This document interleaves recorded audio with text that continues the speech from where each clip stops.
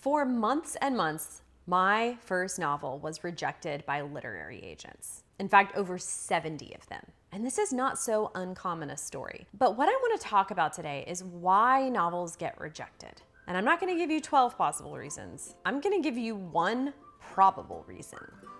Let's go.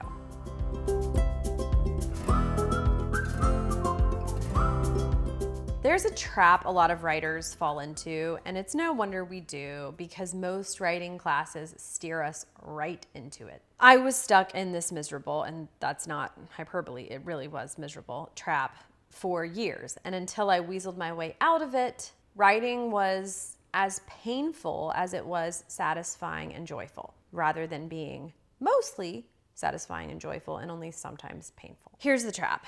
The trap is thinking that words matter.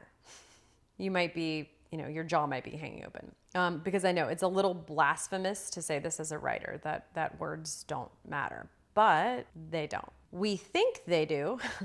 We dissect them in English and literature classes as teenagers and young adults. We talk about word choice, in writing classes as if this is what writing is, choosing words, or as one of our recent presidents once said, the best words. But there aren't good words and bad words. Words are neutral. And your reader, she doesn't care what words you are using. She wants to be transported. She wants to feel something when she's reading, and she wants that feeling to linger when she's done. Now, yes, there's an exception to this. Your fellow writers are probably also reading for craft. And I do think being a writer creates an additional level of satisfaction and enjoyment in the experience of reading. I love analyzing the craft choices by my fellow writers, but we compose a very, very, very small percentage of readership, particularly when we're talking about traditional publishing, where you are, in theory, writing for thousands and thousands of readers. And by the way, even the writers who are reading your work want to feel something. They also want to be transported. They're just experiencing it on a couple of levels, not just the level of the words. Here's my point. You don't create a transformative experience by thinking about what words you're choosing. You create a transformative experience by having that experience yourself and writing it down. That's the only way you make this happen, in fact. Okay, here is an analogy. Recently, I have been obsessed with a song that Harrison, who is my colleague, introduced me to. It's called The Feeling by Sammy Ray and the Friends. You can Google it, you can go listen. If you do go listen, I dare you to try not to dance. Try not to play it again right away. It is addictive, it is joyful, and I can't help but sing along and have thoughts like, should I have tried to be a singer? Is it too late? Okay, over the last holiday break, my sister and I were cooking and I put this song on. I wanted her to hear it. I said, you're gonna love this song. I put it on my phone, put my phone into a glass to make it louder. And as we were chopping vegetables, we're both kind of dancing. And when it finished playing, I said, isn't that the happiest song you've ever heard? And she said, oh yeah, super fun. And then she said, but are the words happy? And it was kind of weird. I realized in that moment that I did know most of the words in the song because I had listened to it so many times that I had memorized them and I sang along. But I never really paid attention to the words because I just didn't really care.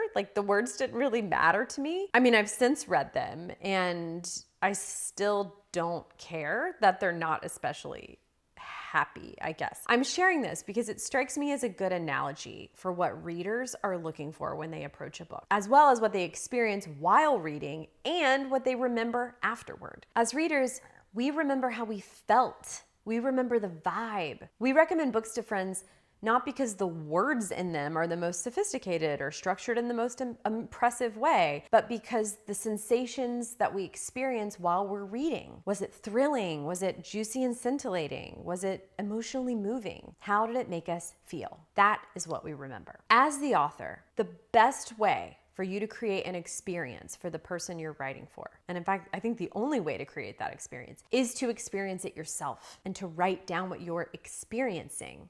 not to think about the words you're using as you're writing. I've shared this next part in other videos because it really changed my life. And so I'm gonna share it again here. Quick background, I had written my first novel over and over again for years, and I could not find a literary agent. So finally, I hired an editor to read my novel and tell me what was wrong with it. And she wrote me a letter that changed everything, and I'm gonna share it with you now. But real fast before I do, if you're working on a novel, I want to invite you to apply to the Book Incubator. It's my 12-month MFA alternative that I started and now run with novelist Rufi Thorpe. You can apply at the link below. It's just 2 questions. It'll take you under 5 minutes. And if you're writing a novel, you will definitely want to check it out. Okay, back to the video. Okay, here's an excerpt from that letter that changed my life. She wrote, "Dear Mary, thank you so much for entrusting your manuscript to me. It's rare to see prose that's so clean and confident, especially in a debut novel.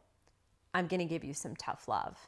My main project is to investigate why your novel is getting rejected and how we can change that around. There's an enormous amount of potential here. The concept is new and interesting, and your writing is so sharp, funny, and smart, with an eye for the absurdities of modern day life. You have humor in spades. It's the heart that you need more of. And heart demands deep work." I should say here that I was really impressed to find, as I was reading, that the prose was near flawless.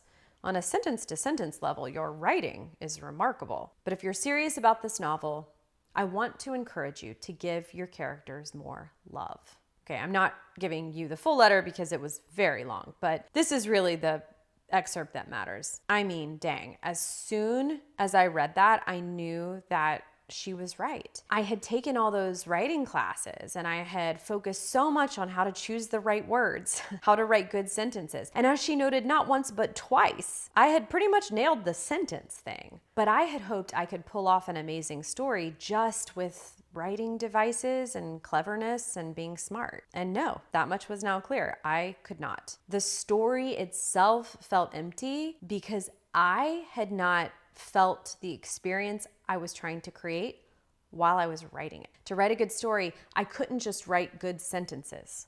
I had to show up emotionally. That's what she meant. In order to write with heart, I had to trust myself enough as a writer to feel something as I was writing. And long story short, I rewrote the book one more time over the next 6 weeks, this time with heart, this time focusing on my experience and not the words. And I signed with my literary agent immediately after. So if you're getting rejections, it might be the writing, but it's probably deeper than that because the writing isn't enough.